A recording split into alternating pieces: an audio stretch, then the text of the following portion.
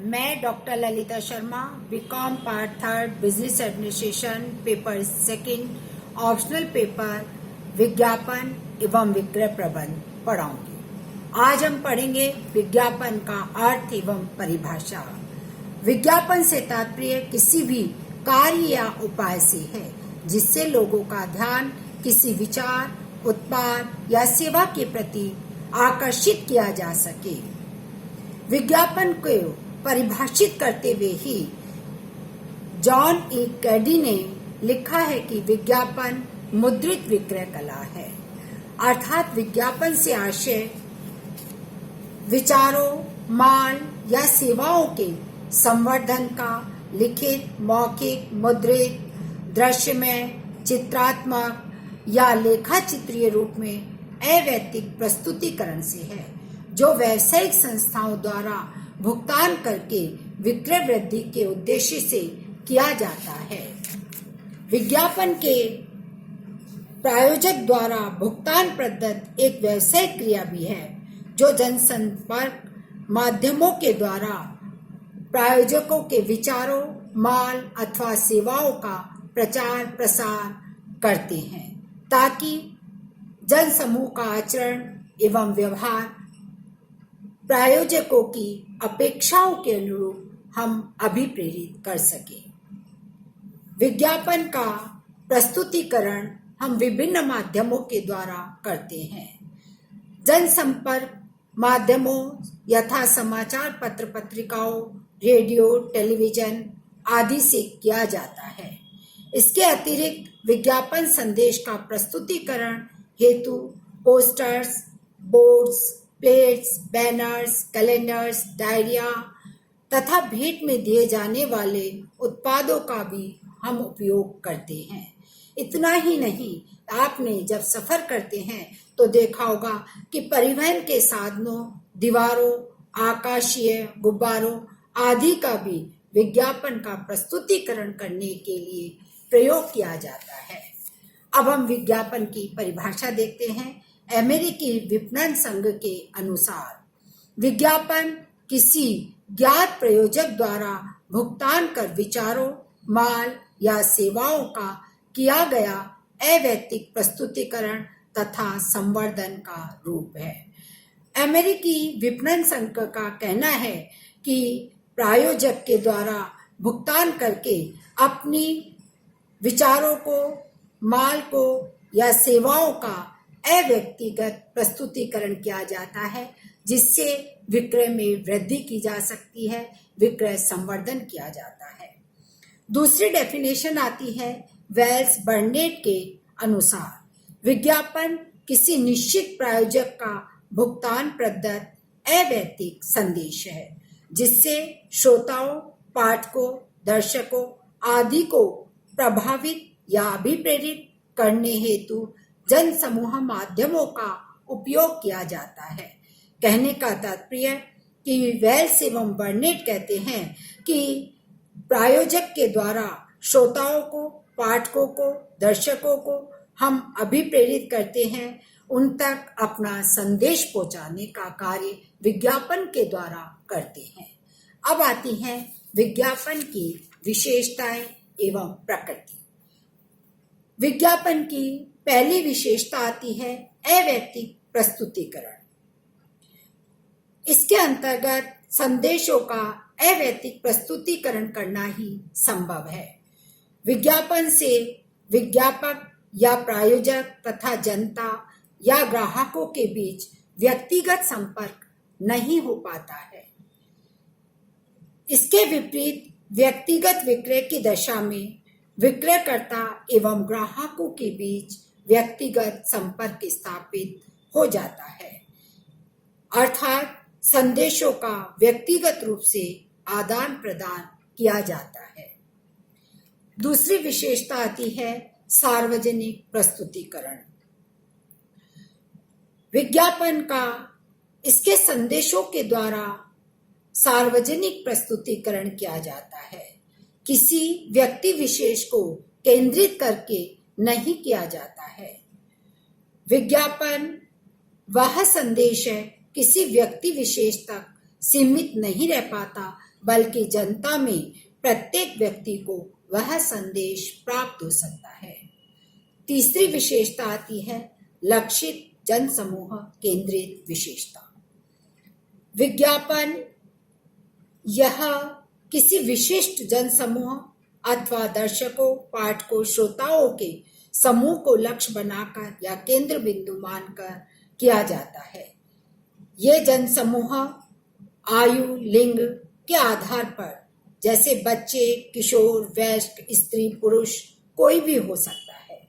विज्ञापन लक्षित समूह को किसी उत्पाद या सेवा को क्रय करने के लिए, प्रेरित करने के लिए या उसके विचारों या घटनाओं को प्रभावित करने के लिए किया जाता है। चौथी विशेषता आती है निश्चित प्रायोजक। विज्ञापन किसी निश्चित प्रायोजक द्वारा ही किया जाता है। विज्ञापन को देख करके, पढ़ करके, सुन करके हम उसके प्रायोजक को ज्ञात कर सकते हैं। पांचवी विशेषता आती है प्रायोजक द्वारा भुगतान। इसके लिए प्रायोजक या विज्ञापक द्वारा भुगतान करना पड़ता है। मुफ्त में संदेशों का प्रसारण या प्रकाशन हो तो उसे विज्ञापन की श्रेणी में नहीं रखा जाता है, किंतु हम कब देखते हैं कि कभी कभी सार्वजनिक सेवा संबंधी सूचनाओं, घोषणाओं के लिए भी विज्ञापन किए जाते हैं, जिसमें दान प्राप्त किया जाता है।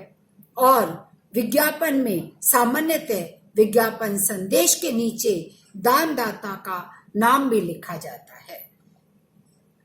6 विशेषता आती है विचार, माल या सेवा आदि का विज्ञापन। विज्ञापन किसी भी विचार, माल ऑब्लिक उत्पाद या सेवा, संस्था, संगठना, स्थान, संपदा, सूचना, ज्ञान आदि का किया जा सकता है। उत्पादों के साथ साथ ही धूम्रपान, बाल विवाह जैसी कुरीतियों के विरुद्ध विचारों को भी, या पर्यटक स्थलों का, शिक्षण संस्थाओं का, स्वास्थ्य संस्थाओं का भी हम विज्ञापन देखते हैं, सुनते हैं, अर्थात इन सब का भी विज्ञापन किया जाता है। नेक्स्ट आती है विशेषता पाठकों, श्रोताओं आदि को प्रभावित अथवा प्रेरित करना।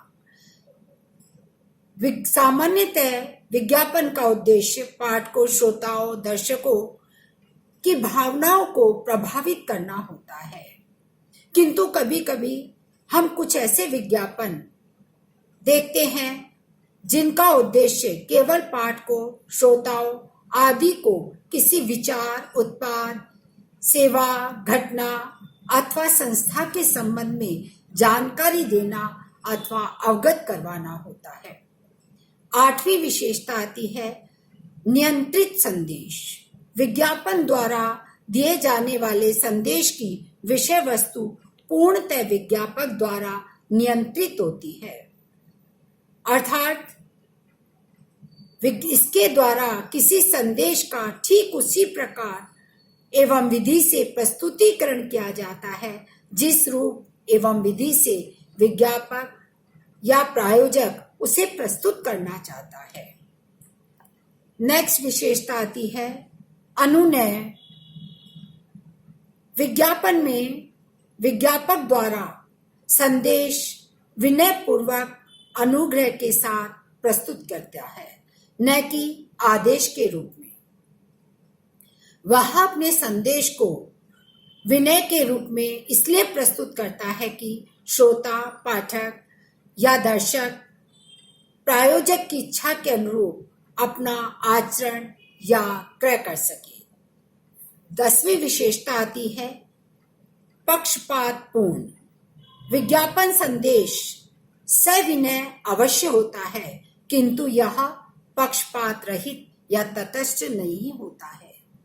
यह सदैव केवल विज्ञापक या प्रायोजक के विचार या पक्ष को ही प्रस्तुत करता है। जन समूह के पक्ष की जाने अनजाने, परोक्ष या रूप से उपेक्षा करता है। इस प्रकार विज्ञापन कभी भी तटस्थ नहीं होते हैं। विज्ञापन तटस्थ नहीं है, यह पक्षपात रहित भी नहीं है। इसीलिए कहा जाता है कि विज्ञापन विज्ञापक के हितों को साधने के लिए ही किया जाता है। 11वीं विशेषता आती है व्यापकता। विज्ञापन का क्षेत्र अत्यंत व्यापक है। यह दुनिया के किसी भी भाग में किसी भी व्यक्ति तक पहुंच सकता है। 12वीं विशेषता आती है संवर्धनात्मक मिश्रण का घटक। विज्ञापन संपूर्ण संवर्धनात्मक मिश्रण का एक घटक है। संवर्धनात्मक मिश्रण के अंतर्गत व्यक्तिगत विक्रय, विक्रय संवर्धन, प्रचार, जनसंपर्क, प्रत्यक्ष विपणन आदि घटक सम्मिलित होते हैं। 13वीं विशेषता आती है उद्देश्यपरक अभियान। विज्ञापन विशेषज्ञ के अनुसार विज्ञापन किन्हीं पूर्व निर्धारित उद्देश्यों की प्राप्ति के लिए ही किया जाता है। प्रायोजक स्वयं अपने विज्ञापन उद्देश्यों को निर्धारित करता है।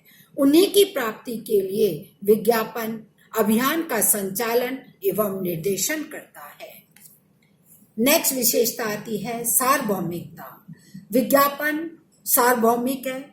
क्यों है? क्योंकि विज्ञापन सभी देशों, समाज, अर्थव्यवस्थाओं में किया जाता है। थोक व्यापारी, फुटकर व्यापारी, छोटी संस्थाएं, बड़ी संस्थाएं, एकाकी व्यापारी, कंपनियां, बहुराष्ट्रीय कंपनियां, सामाजिक, राजनैतिक, धार्मिक, घरेलू एवं अंतर्राष्ट्रीय किसी भी प्रकार की कोई संस्थाओं सभी द्वारा या सभी के अंतर्गत किया जाता है। समाज के सभी वर्ग, जनसामान्य, व्यावसायिक, आर्थिक, सामाजिक, राजनैतिक सभी के द्वारा विज्ञापन किया जाता है। इसलिए विज्ञापन क्या है कि सार्वभौमिक है।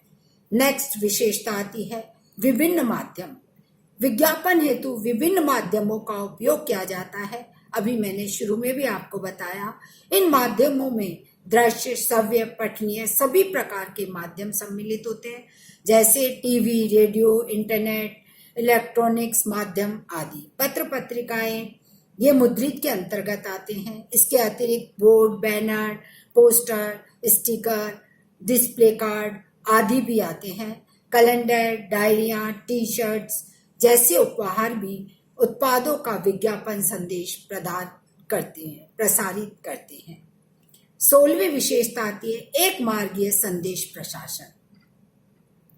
विज्ञापन की एक प्रमुख विशेषता यह है कि इसमें संदेशों का एक मार्गीय प्रसारण होता है।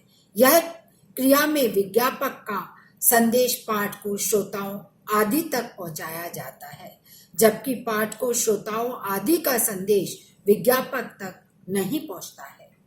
17 अकेला विज्ञापन विक्रय करने में असक्षम है। अकेला ही किसी भी विज्ञापित विचार, माल या सेवा का विक्रय कर पाने में सक्षम नहीं है, चाहे वह विज्ञापन कितना ही प्रभावशाली क्यों न हो। वस्तुतः हम ये कह सकते हैं कि केवल माल या सेवा के क्रय करने हेतु लोगों को प्रेरित करता है। माल या सेवा का विक्रय होगा या नहीं होगा, यह अन्य घटकों के ऊपर निर्भर करता है। नेक्स्ट विशेषता आती है संस्थागत स्वरूप। आधुनिक समय में विज्ञापन का कार्य संस्थागत स्वरूप ने ले लिया है।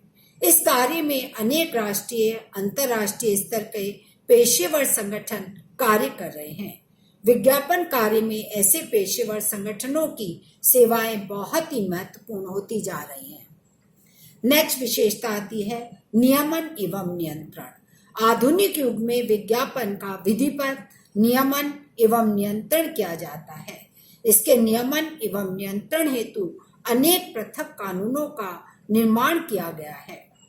एवं लास्ट विशेषता आती है कुछ कार्यों के समान किंतु भिन्न। विज्ञापन में संवर्धनात्मक मिश्रण के कुछ घटकों यथा प्रचार, विक्रय कला, विक्रय संवर्धन आदि के समान कुछ लक्षण अवश्य पाए जाते हैं, किंतु विज्ञापन इन सब से भिन्न माना जाता है। इसी के साथ हमारी विशेषताएं समाप्त हो जाती हैं।